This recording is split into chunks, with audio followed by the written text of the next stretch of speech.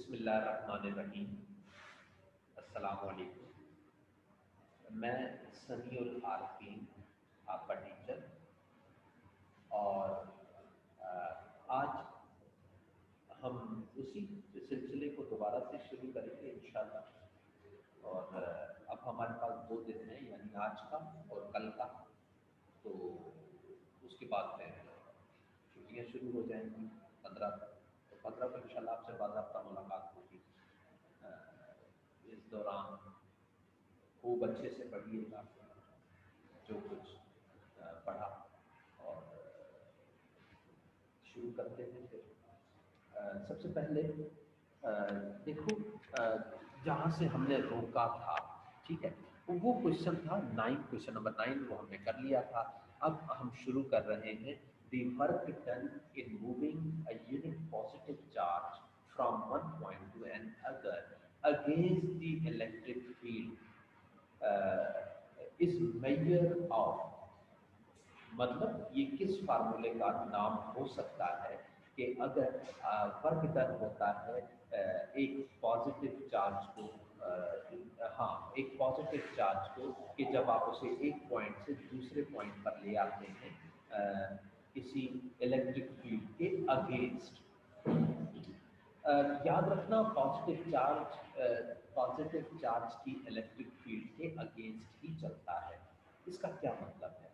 बहरहाल मैं इसको कंटिन्यू करूँगा, एक्सप्लेन करूँगा। तो वर्क डन जो है वो अगर हो रहा है एक यूनिट पॉजिटिव चार्ज पर एक पॉइंट से दूसरे पॉइंट पर ले जाने को, तो इसे किस तरह से मेजर करेंगे? क्या इसकी मेजरिंग होगी कैपेसिटेंस, रेजिस्टेंस, पोटेंशियल डिफरेंस या इलेक्ट्रिक इंटेंसिटी? क्वेश्चन ही में आंसर छुपा हुआ है, लेकिन इस बात को मैं एक्सप्लेन करने के लिए कि ये सवाल है क्या, मैं इसको एक्सप्लेन करने जा रहा हूँ। देखो, फर्ज करो कि मेरे पास एक पॉजिटिव बड़ा चार्ज है, ठीक है। जाहिर है इसकी कोई ना कोई इलेक्ट्रिक फील्ड तो होगी, तो मैंने ये मान लिया कि ये पॉजिटिव चार्ज है। देखो, हम ये जानते हैं कि पॉजिटिव चार्ज की जो फील्ड्स हैं, इलेक्ट्रिक फील्ड लाइंस, उनकी डायरेक्शन हमेशा होती है आउटवर्ड। ठीक है, ऐसा ही है ना, हमेशा होती है आउटवर्ड। तो देखो, ये इलेक्ट्रिक फील्ड इंटेंसिटी आपको नजर आ रही है। इसको हम ई से रिप्रेजेंट करते हैं, जो कि पॉजिटिव चार्ज है, लिहाजा यहाँ पर इसकी जो फील्ड की डायरेक्शन है वो अपोजिट है। ओके, इस इलेक्ट्रिक फील्ड में हमने एक चार्ज को मूव करना है, इस चार्ज को नहीं, एक और चार्ज को। ठीक है, तो ये जो एक और चार्ज है, देखो मैंने यहाँ पर ले आया, इसका नाम मैंने क्यू नॉट रखा। क्यू नॉट से मुराद क्या है आप सब बच्चे ये जानते हैं।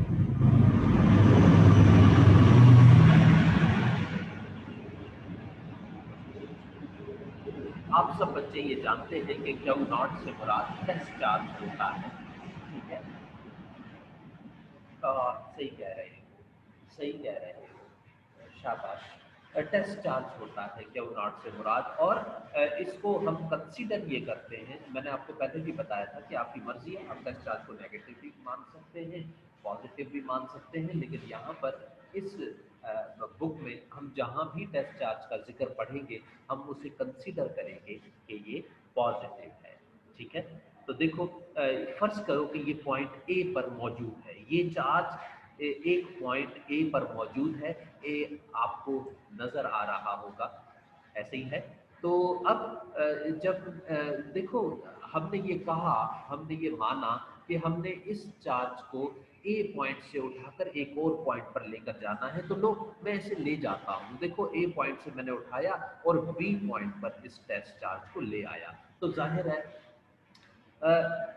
वर्क करना पड़ेगा। उसकी वजह ये कि अगर ये इलेक्ट्रिक फील्ड में होता तो इसके ऊपर फोर्स लगती और ये मूव करता खुद से और कोई वर्क करने की जरूरत नहीं थी। मिसाल के तौर पर अगर ये बी पॉइंट पर होता, तो देखो ये तो इलेक्ट्रिक फील्ड की रेंज में आ गया ना, तो इसके ऊपर फोर्स लगती और ये दूर भाग जाता, तो दूर भागने के लिए कोई वर्क करने की जरूरत नहीं थी। ऐसा ही है, लेकिन अगर ये ए पॉइंट पर है तो ए पॉइंट पर देखो यहाँ पर कोई इलेक्ट्रिक फील्ड नहीं है, लिहाजा आपको वर्क करना पड़ेगा, आपको उठाकर इसे ए पॉइंट से बी पॉइंट पर लेकर जाना पड़ेगा, आपको वर्क करना पड़ेगा।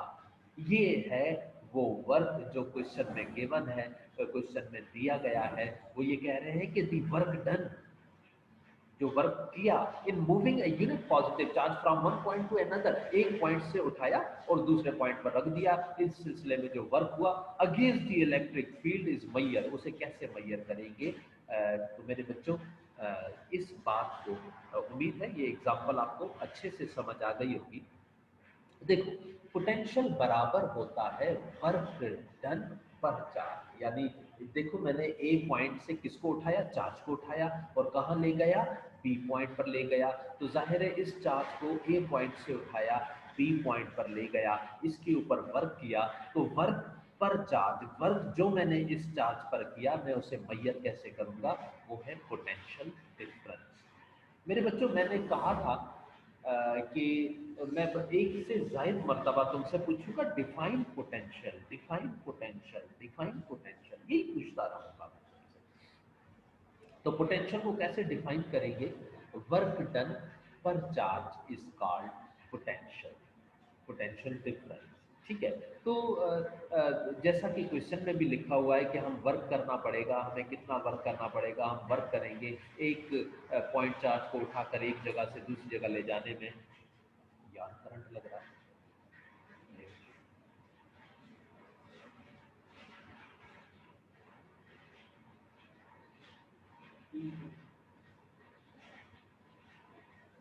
Sorry sorry sorry sorry sorry, okay.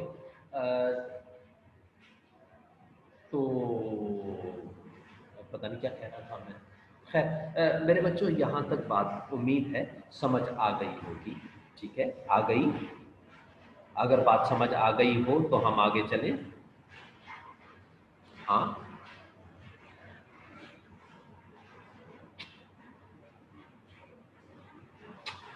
Okay, ठीक हो गई बात, ठीक हो गई बात। हम आगे चलते हैं अगले क्वेश्चन की तरफ। देखो बेटे, अगला क्वेश्चन 11वां क्वेश्चन हमें ये कह रहा है कि 5 जॉल इज इक्वल, याद रहे जॉल यूनिट है एनर्जी का। एनर्जी के यूनिट्स जूल के अलावा इलेक्ट्रॉन वोल्ट भी हैं। जब देखो मैंने तुम्हें उस वक्त भी बताया था जब मैं ये इलेक्ट्रॉन वोल्ट को पढ़ा रहा था कि इलेक्ट्रॉन वोल्ट से हरगिज ये मुराद नहीं है कि ये पोटेंशियल है। ठीक है, इसके जो आखिर में लफ्ज आता है ना इलेक्ट्रॉन वोल्ट, तो वोल्ट से ये गुमान होता है कि शायद ये पोटेंशियल का यूनिट है, ऐसा हरगिज नहीं है, ये एनर्जी का यूनिट है। आखिरी चैप्टर न्यूक्लियर फिजिक्स में हम इलेक्ट्रॉन वोल्ट से जूल में, जूल से मॉडर्न फिजिक्स में भी ऐसे ही करेंगे, इलेक्ट्रॉन वोल्ट से जूल में और जूल से इलेक्ट्रॉन वोल्ट में कन्वर्ट करेंगे। ठीक है, तो सवाल ये है कि आपके पास 5 जूल हैं, कितने इलेक्ट्रॉन वोल्ट के बराबर होंगे?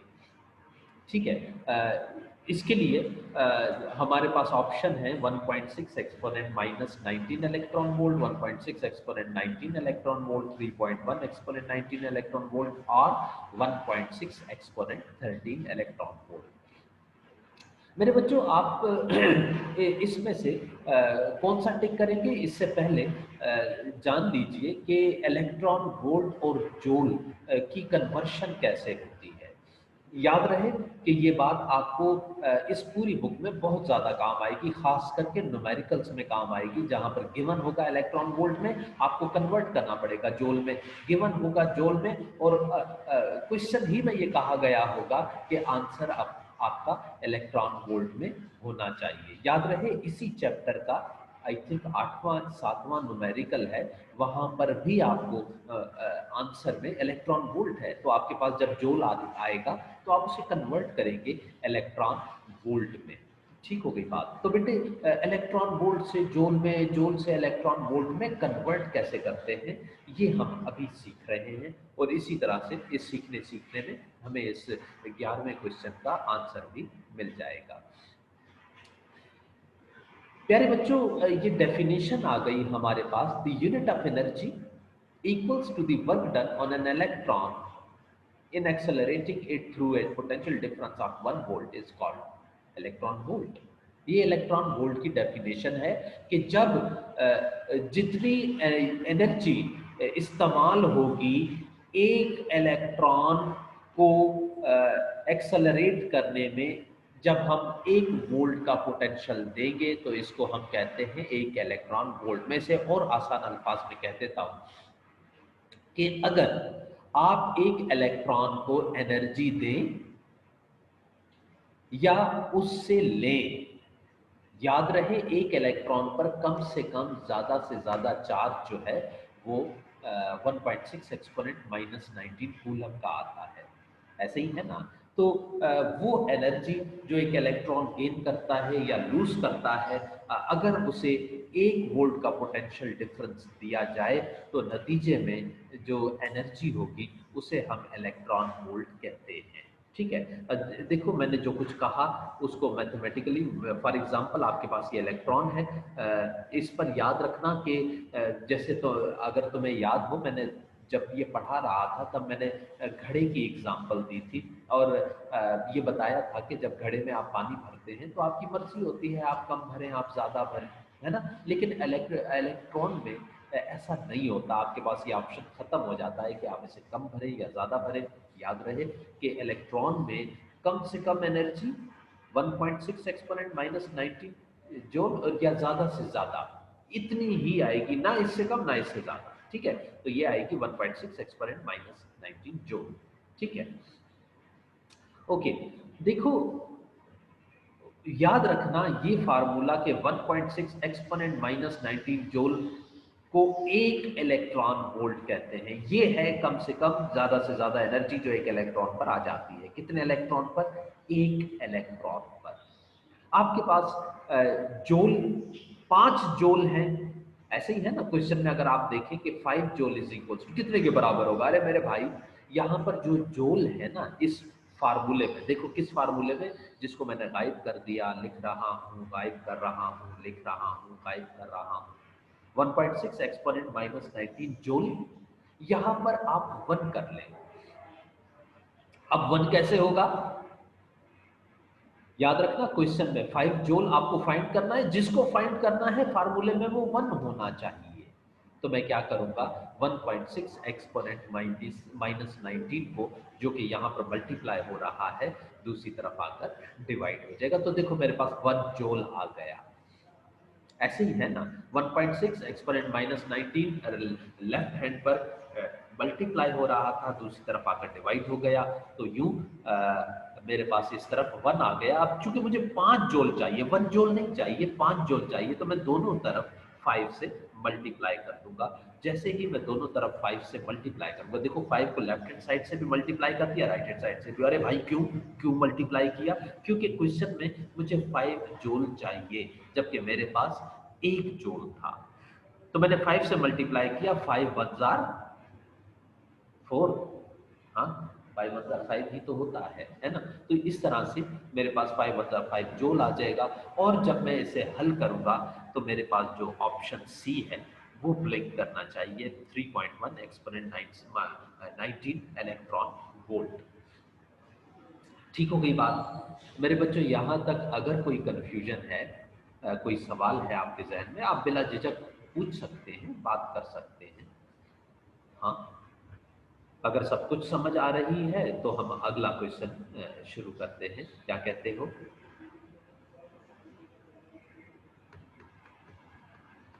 Okay, okay.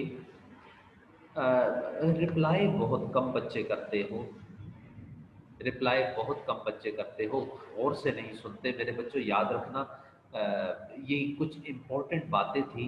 अनफॉर्चुनेटली हम इसे ख़त्म तो नहीं कर पाए इस चैप्टर को। कैपेसिटर्स रह गया, एक बहुत इम्पोर्टेंट क्वेश्चन था।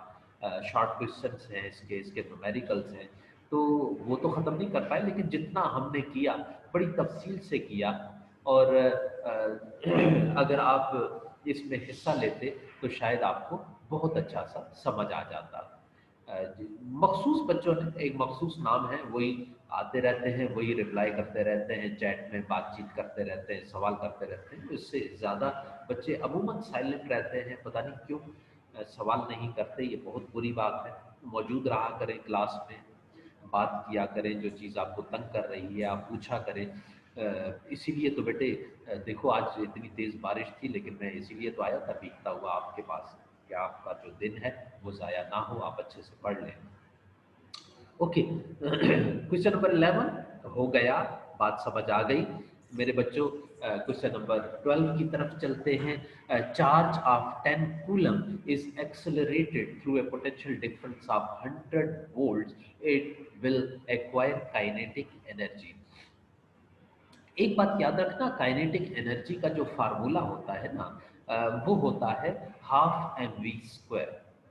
ठीक है, हाफ एम वी स्क्वायर, ये है मैकेनिक्स का फार्मूला।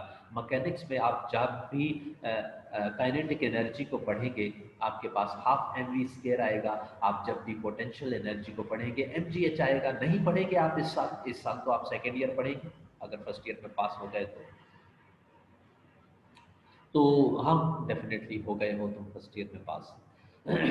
तो फर्स्ट ईयर में आपने वो जो सारी की सारी बुक थी वो मैकेनिक्स थी, थर्मोडायनामिक्स थी, इसमें लाइट के कुछ चैप्टर्स थे। लेकिन अब आप इलेक्ट्रिसिटी और मैग्नेटिज्म पढ़ रहे हैं। इस बुक में आप कहीं भी हाँ कहीं ज़रूरत पड़ी तो हाफ एम वी स्क्वायर पढ़ेंगे, अदरवाइज नहीं पढ़ेंगे। याद रहे पोटेंशियल एनर्जी और काइनेटिक एनर्जी की जगह हम यहाँ पर क्यू वी लिखेंगे, क्यू वी लिखेंगे, क्यू वी लिखेंगे। कैसे लिखेंगे, इस फार्मूले को हम बना भी लेंगे इंशाल्लाह। अब तो क्लासेस जब शुरू होंगी तभी बनाएंगे, जब आप सामने बैठे होंगे। तो काइनेटिक एनर्जी याद रखना मेरे बच्चों बराबर होती है क्यू पी के। अब नहीं बराबर होती हाफ एम वी स्क्वायर के। हाँ बराबर होती है, बट मैकेनिक्स में, इलेक्ट्रिसिटी एंड मैग्नेटिज्म में kinetic energy half M V square के बराबर नहीं होगी, बल्कि हम इसको सब्स्टिट्यूट करेंगे एक नए फार्मूले के साथ, क्यू वी के साथ। ठीक है, तो हमें काइनेटिक एनर्जी फाइंड करने का कहा गया है। अगर आपके पास 10 कूलम का चार्ज हो और आप 100 वोल्ट का पोटेंशियल डिफरेंस दे तो काइनेटिक एनर्जी कितनी आ जाएगी, 10 जूल, 100 जूल, 1000 जूल, 10,000 जूल। तो मेरे बच्चों इस पर आंसर को टिक करने से पहले हम फार्मूला पढ़ लेते हैं। याद रखना काइनेटिक एनर्जी बराबर होगी क्यू वी के। याद रहे वर्क बराबर हुआ करता था क्यू वी के, अगर तुम्हें याद हो। Potential at A point charge at infinity, कोई इस तरह का टॉपिक था इसी चैप्टर में। वहां पर डब्ल्यू वर्क डन पर चार्ज इज कॉल्ड पोटेंशियल। याद आया फार्मूला, अभी तो हमने जिक्र किया। वर्क डन पर चार्ज इज कॉल्ड पोटेंशियल। तो देखो वर्क और एनर्जी बराबर होते हैं ना, जितनी अ, तुम्हारे अंदर एनर्जी है उतना ही तो तुम वर्क करोगे। अगर तुम्हारे अंदर एनर्जी कम है तुम वर्क कम करोगे, एनर्जी ज़्यादा है वर्क ज़्यादा करोगे। ऐसा ही है ना। तो कहने यही वजह है कि मैंने वर्क नहीं लिखा, मैंने लिख दिया काइनेटिक एनर्जी। अगर मैं चाहता पोटेंशियल एनर्जी, यस उसके यूनिट्स भी जूल होते हैं, लिहाजा मैं वहां पर काइनेटिक एनर्जी भी लिख सकता हूँ, पोटेंशियल एनर्जी भी लिख सकता हूँ। ओके, तो काइनेटिक एनर्जी बराबर आ गई क्यू वी के। मेरे बच्चों यहाँ पर क्यू से मुराद चार्ज है, तो चार्ज की जगह चार्ज की कीमत लिख दोगे तुम, जो कि है 10 कूलम। ठीक है, तो और पोटेंशियल की जगह पोटेंशियल की कीमत लिख दोगे जो कि है 100 वोल्ट। जाहिर है डेटा में क्वेश्चन में यही चीज़ तो गिवन है ना। तो जब तुम इन दोनों को मल्टीप्लाई करोगे तो आपका आंसर मस्ट बी 1000 जूल, यानी ऑप्शन सी आपका करेक्ट आंसर था। ठीक हो गई बात। उम्मीद है यहाँ तक बात आप सब बच्चों को बड़े अच्छे से समझ आ गई होगी। अब हम चलते हैं क्वेश्चन नंबर 13 की तरफ। ठीक हो गई बात। An insulating rod is charged positively by rubbing. This is due to a deficiency of proton, excess of protons, deficiency of electrons, excess of electrons. देखो बेटे, एक बात याद रखना कि यहाँ पर ऑप्शन बी और ऑप्शन सी दोनों करेक्ट माने जा सकते हैं, दोनों सही हैं। एक चीज पर चार्ज आ जाता है। देखो गालिबन जब मैं ये पढ़ा रहा था टॉपिक, सिल्क के क्लॉथ से हमने रब किया था एक, आई थिंक कॉम था, कंगा था जिसको हमने रब किया था। तो तब शाबाश है। अस्मा इकबाल, तुम्हारा नाम मैं पहली दफ़ा पढ़ रहा हूँ, इससे पहले तुमने कभी रिप्लाई भी नहीं किया। और अब आपके लिए मैं 12वां क्वेश्चन फिर से रिपीट कर दूँ, वजह। हाँ, ओके, मैं अपनी बेटी को फिर से पढ़ा देता हूँ, कोई बात नहीं। मैं ये कंप्लीट कर लूँ, फिर 12वां क्वेश्चन अपनी बेटी को करा दूंगा, ठीक है? क्योंकि ये शुरू कर दिया ना, अब इसको कंटिन्यू करते हैं। ओके। तो हाँ, देखो असल में होता क्या है, कैसे चार्ज आ जाता है, नेगेटिव आता है। ओके ओके बेटी, कोई बात नहीं, कोई बात नहीं, नो प्रॉब्लम। इसीलिए तो बैठा हुआ हूँ तुम्हें पढ़ाने के लिए। तो जो क्वेश्चन मेरी बच्ची कहेगी, मेरी बेटी कहेगी, मैं वही कराऊँ, नो प्रॉब्लम। बट चूंकि ये शुरू कर चुका हूँ, लिहाजा पहले इसे खत्म कर दूँ, फिर अपनी बेटी को वो करा देता हूँ, कोई मसला नहीं है, ठीक है? ओके। तो देखो, मेरे पास फर्ज करो कि एक मेटल की बार है। याद रहे, मेटल बार जो है वो एटम से मिलकर बनी है, ऐसा ही है ना? तो इस मेटल बार को मैं एटम्स दे देता हूँ, ब्लू कलर के एटम्स आ गए। याद रहे ये साइज में बड़े होते हैं, ऐसा ही है। हम्म? लेकिन चूंकि ये मेटल है और metal is a good conductor, और एक गुड कंडक्टर कैसे बनता है, क्योंकि उसके अंदर फ्री इलेक्ट्रॉन्स की तादाद ज्यादा होती है, ठीक है? तो देखो, ये रेड कलर के छोटे छोटे से इलेक्ट्रॉन्स हैं जो रैंडम मोशन में रहते हैं, लेकिन अगर आप इसे इलेक्ट्रिक फील्ड दे देंगे तो फिर ये रैंडम मोशन में नहीं रहेंगे, ये ट्रैवल करेंगे, ठीक है? इलेक्ट्रॉन्स ट्रैवल करना शुरू कर देंगे। ओके। अब मैं इस मेटल बार को रब करने जा रहा हूँ। तो हमने देखा होगा कि जब हम रब करते हैं तो एक चीज पर नेगेटिव चार्ज हो जाता है और दूसरे पर पॉजिटिव चार्ज हो जाता है। तो असल में कैसे होता है, देखो, जब मैंने तुम एक कंघे के ऊपर आप एक काम करें ना, छोटे से कागज के टुकड़े हैं वो अपनी कॉपी में से फाड़ के अपनी टेबल पर रख लें, और फिर अब आप एक कंघा उठा लें और कंघे को बार बार एक ही डायरेक्शन में अपने बालों में करते रहें, ठीक है? सर से पीछे की तरफ लेकर जाएं, वापस ना लाना, ठीक है? एक ही डायरेक्शन में बार बार रब करेंगे, और अब जब आप उस कंघे को उन कागज के टुकड़ों की तरफ लाएंगे तो वो कागज के टुकड़े चिपकना शुरू हो जाएंगे कंघे के साथ। लेकिन अगर आप कंघे को एक डायरेक्शन में लेकर गए, फिर उसी डायरेक्शन में वापस लाए, फिर लेकर गए, फिर लाए, तो ये तो दोनों तरफ से आपने रब किया ना, नतीजे में जब आप आपके इस कंघे को लेकर जाएंगे कागज के टुकड़ों की तरफ, तो वो बिल्कुल भी नहीं चिपकेंगे। तो असल में वो क्या रहा था कि जो चार्ज आ रहा था, आप जब कंघे को सर से पीछे की तरफ लेकर जाते थे रगड़ते हुए, तो उसके ऊपर चार्ज आ जाता था, मे बी वो पॉजिटिव हो, मे बी वो नेगेटिव हो। लेकिन अगर आप सर से पीछे की तरफ लेकर जा रहे हैं और उस पर पॉजिटिव चार्ज आ रहा है, तो जैसे ही आप उसे वापस लेकर आएंगे रगड़ते हुए, तो जो पॉजिटिव चार्ज आया था वो चला जाएगा। इसका मतलब ये है कि एक ही डायरेक्शन में रगड़ने से चार्ज आ जाता है। अरे भाई, कैसे आ जाता है चार्ज? सवाल तो ये है। लो, इस बात को समझने के लिए मैंने एक सिल्क क्लॉथ ले लिया। मान लो ये एक सिल्क का कपड़ा है, सुर्ख रंग का कपड़ा है, ऑरेंज कलर का कपड़ा है। अब मैं इसे रगड़ता हूँ। जब मैं रगड़ूंगा ना एक ही डायरेक्शन में, तो असल में ट्रांसफर ऑफ इलेक्ट्रॉन्स होता है। याद रखना, ट्रांसफर ऑफ इलेक्ट्रॉन्स होता है। आप केमिस्ट्री के स्टूडेंट हैं, जानते होंगे जो चीज न्यूट्रल होती है, असल में वो न्यूट्रल क्यों होती है? क्योंकि उसके अंदर इलेक्ट्रॉन और प्रोटॉन की एक बैलेंस तादाद होती है। जितने इलेक्ट्रॉन होंगे उतने ही प्रोटॉन होंगे, और नतीजे में एक atom is called electrically neutral, है ना? लेकिन जब आप उसमें से इलेक्ट्रॉन निकाल देंगे तो उसके ऊपर आ जाएगा पॉजिटिव चार्ज, और अगर आप उसके अंदर एक और इलेक्ट्रॉन दाखिल कर देंगे तो उसके ऊपर आ जाएगा नेगेटिव चार्ज। ये तो हमने पढ़ा है ना? पढ़ा कि नहीं पढ़ा? हाँ, मेरी ये बात समझ में आ रही है मेरे बच्चों को?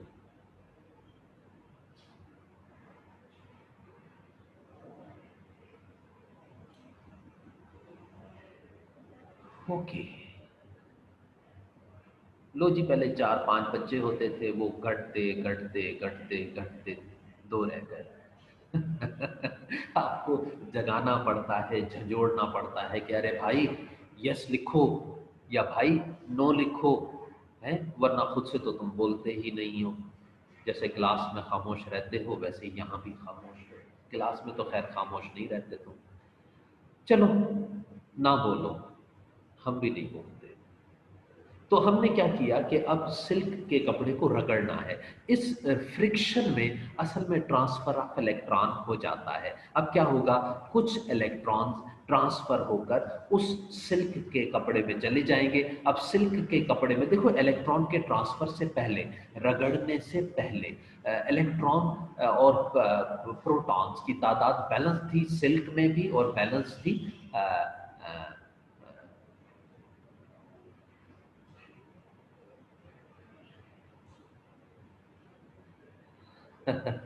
ओके। ओके। तो कुछ जो सिल्क का कपड़ा है उसके अंदर इलेक्ट्रॉन और प्रोटॉन की तादाद होना बराबर थी। नतीजे में सिल्क के कपड़े पर कोई चार्ज नहीं था, इसी तरह मेटल बार पर भी कोई चार्ज नहीं था। लेकिन जब आपने एक ही डायरेक्शन में रगड़ा तो याद रहे ट्रांसफर ऑफ इलेक्ट्रॉन होता है। तो आपने जब एक ही डायरेक्शन में रगड़ा तो इलेक्ट्रॉन चले गए, कुछ इलेक्ट्रॉन ट्रांसफर हो गए किसके ऊपर बेटे, सिल्क के कपड़े पर। अब याद रहे सिल्क के कपड़े पर चूंकि जितने इलेक्ट्रॉन होने चाहिए थे उतने नहीं हैं, ये ज्यादा हो गए हैं, है ना, क्योंकि ट्रांसफर होकर भी तो इस पर आए हैं ना। तो नतीजे में सिल्क के कपड़े पर नेगेटिव चार्ज आ जाएगा, और चूंकि मेटल बार में इलेक्ट्रॉन पहले जितने थे अब उतने नहीं है बल्कि कम हो गए हैं। अरे भाई कम क्यों हुए, क्योंकि इसमें से कुछ इलेक्ट्रॉन ट्रांसफर होकर चले गए हैं सिल्क के कपड़े में। तो नतीजे में इस मेटल बार के ऊपर नेगेटिव चार्ज कम हो जाएगा और नतीजे में इसके ऊपर पॉजिटिव चार्ज आ जाएगा। तो जब आप किसी बार को रब करते हैं और उसके ऊपर पॉजिटिव चार्ज आ जाता है तो ये एक्सेस ऑफ प्रोटॉन्स भी हो सकता है और डेफिशिएंसी ऑफ इलेक्ट्रॉन्स भी हो सकता है। यानी देखो ना, यहाँ पर डेफिशिएंसी हो गई इलेक्ट्रॉन्स के, नतीजे में इसके ऊपर पॉजिटिव चार्ज आ गया, है ना। और यूं आपका आंसर बी और सी दोनों ही करेक्ट माने जाते हैं। ठीक हो गई बात। उम्मीद है 13 क्वेश्चन आपको बहुत अच्छे से समझ आ गया होगा। हाँ, तो अब बात करते हैं क्वेश्चन नंबर 14 की।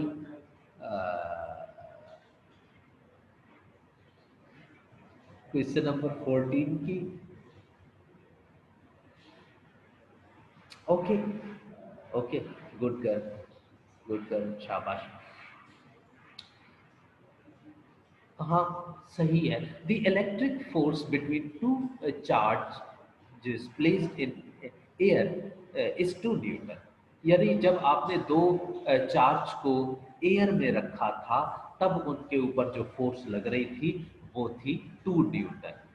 अब आपने क्या किया कि उन चार्ज को एक मीडियम में रख दिया, और मीडियम कौन सा था, रिलेटिव परमिटिविटी थी उसकी 80। ठीक है, तो वो पूछ रहे हैं कि फोर्स रिड्यूस होकर कितनी हो जाएगी, 0.019, 0.029, 0.025 और 0.03। मेरे बेटे, इस बात को समझने के लिए मैं आपको पहले भी एक से ज्यादा मरतबा मिसालें दे चुका हूँ। एक बार फिर मिसाल दे देता हूँ कि आप क्रिकेट खेल रहे थे, जोर से हिट किया बॉल को और बॉल दूर जा गिरी पानी के उस पार। अब आपने भागना शुरू किया पानी की गेंद की तरफ। तो जब आप हवा में भाग रहे थे आपकी कम फोर्स थी, आपकी स्पीड ज्यादा थी, फोर्स कम थी आपकी, है ना। आपकी फोर्स कम थी, क्यों, क्योंकि आप एयर में भाग रहे थे, आपको कम फोर्स है। लेकिन जब आप, चूंकि गेंद तो पानी के उस पार गई है ना, तो जब आप हवा में से भागते भागते जैसे ही पानी में दाखिल हो जाएंगे तो नतीजे में अब आपको ज्यादा फोर्स लगानी पड़ेगी, आपकी फोर्स कम हो जाएगी।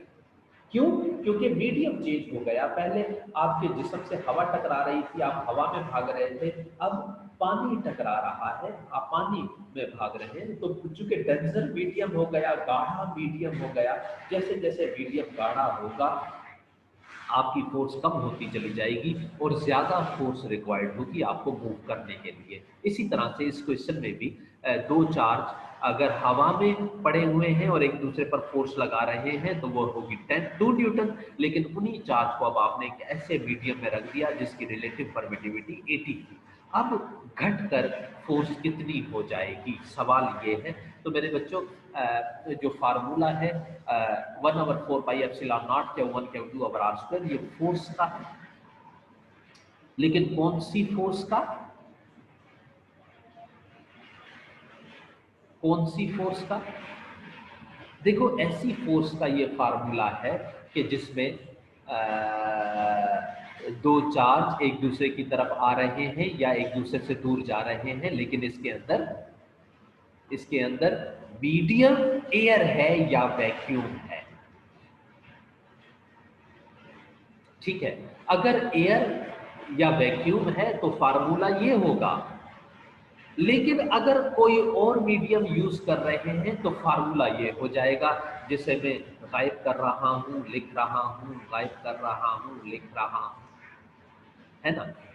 अगर तो एयर या वैक्यूम है तो फार्मूला वो होगा ऊपर वाला, लेकिन अगर आप एयर या वैक्यूम के बजाय कोई और मीडियम इस्तेमाल कर रहे हैं तो इसके साथ एप्सिलॉन नॉट के साथ एप्सिलॉन आर भी लग जाएगा, वेर एप्सिलॉन आर का मतलब रिलेटिव परमिटिविटी होता है। यह हमने दूसरे पेज पर तीसरे पेज पर फिजिक्स की किताब में पढ़ा था। ओके, देखो इसमें जो चीज नहीं चेंज हो रही वो है Q1 Q2 over R square, Q1 Q2 over R square, ये चेंज नहीं हो रहे। तो हम क्या करेंगे, अपनी सहूलत के लिए इसे इग्नोर कर रहे हैं। देखो मैंने काटा हुआ है, कट नहीं सकते, कंपैरिजन मेथड में ये कटेंगे, लेकिन चूंकि फोर्सेस चेंज है लिहाजा मैंने कंपेयर नहीं कर सकते। तो लाइन का बुनियादी मकसद लगाने का ये है कि हम इसे इग्नोर कर रहे हैं, कैंसिल नहीं कर रहे, कंपैरिजन में हम इसे सिर्फ और सिर्फ इग्नोर कर रहे हैं। ठीक है, तो हमने इग्नोर कर दिया, अरे भाई। तो फिर चूंकि हम मीडियम इस्तेमाल कर रहे हैं लिहाजा नीचे वाला फार्मूला एप्सिलॉन आर के साथ यूज करेंगे। यहां पर याद रहे 1/4 पाई एप्सिलॉन नॉट की कीमत होती है, Amir Hamza, 1/4 pi epsilon not की कीमत क्या होती है? हाँ, अमीर हमजा सही कह रहे हो। अमीर हमजा, बहुत कम बच्चे रिप्लाई करते हैं सवालों के साथ, लेकिन तुम बच्चे हो, जब से हमने शुरू किया, क्योंकि अब आखिरी दिन है आज का और कल का, तो मैं तुम्हारा नाम लेकर ये कह रहा हूँ कि तुमने बहुत ज़्यादा तवज्जो से बात सुनी, सवाल किए, जवाब दिए, वेरी गुड, शाबाश। बाकी बच्चे भी 4-5 बच्चे ही तो हैं गिनती के। तो अमीर हमजा, तुम मुझसे लाजमी मिलना कॉलेज में, जब तुम आओगे मुझसे ज़रूर मिलना, तुम अच्छे बच्चे हो।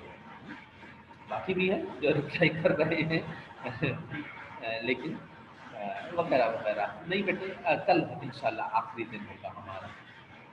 ओके, टाइम खत्म हो रहा है, 2 मिनट रह गए, गपशप खत्म करते हैं, क्वेश्चन की तरफ आते हैं। 1/4 पाई एप्सिलॉन नॉट की कीमत होगी 9 एक्सपोनेंट 9। मेरे बच्चों देखो, 9 एक्सपोनेंट 9 लिखा और एप्सिलॉन आर रह गया नीचे, तो मैं जब एप्सिलॉन आर की जगह उसकी कीमत लिख दूंगा 80, तो क्या होगा, मेरे पास वो फोर्स आ जाएगी जो घट कर आएगी रिलेटिव परमिटिविटी की वजह से, और मेरे पास आंसर जो मैंने हिट करना है वो है ऑप्शन सी, यानी 0.025। आप नोटिस करें कि अगर एयर या वैक्यूम हो तो फोर्स थी 2 न्यूटन, लेकिन जब आपने कोई और मीडियम डाला तो फोर्स घट गई, डिनोमिनेटर बड़ा हो गया ना। याद रहे पहला क्वेश्चन भी यही था कि रिलेटिव परमिटिविटी की कीमत यूनिटी से हमेशा बड़ी होती है। तो एप्सिलॉन आर चूंकि डिनोमिनेटर में था, बड़ी कीमत थी, इसने डिनोमिनेटर में आने की बिना पर फोर्स को छोटा कर दिया। ठीक है, तो उम्मीद है यहाँ तक बात समझ में आई होगी। इंशाल्लाह कल 10 के 10 क्वेश्चन मैंने आपको कराने हैं, आप सब टाइम पर ऑनलाइन हो जाइएगा। मैं कोशिश करूंगा स्पीड लगाकर इन 10 के 10 क्वेश्चन को ख़त्म करूं। कोई क्वेश्चन समझ में ना आया हो, आप बिला झिझक कल मुझसे बात कर सकते हैं। इंशाल्लाह आपसे कल मुलाकात होगी। अल्लाह हाफ़िज़।